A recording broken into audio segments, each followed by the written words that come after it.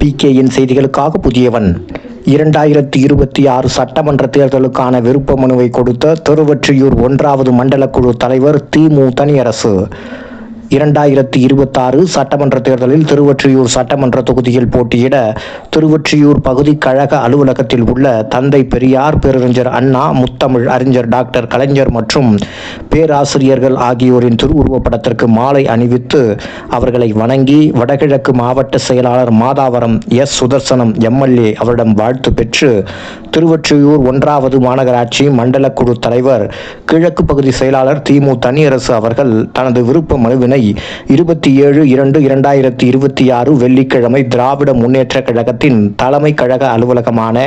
அண்ணா அறிவாலயத்தில் கழக தோழர்கள், மாவட்ட கழக நிர்வாகிகள், பொதுக்குழு உறுப்பினர்கள், பகுதி கழக நிர்வாகிகள், மாமன்ற உறுப்பினர்கள், வட்டக்கழக செயலாளர்கள், மாவட்ட பிரதிநிதிகள், வட்டக்கழக நிர்வாகிகள், மாவட்ட பகுதி வட்ட அணிகள்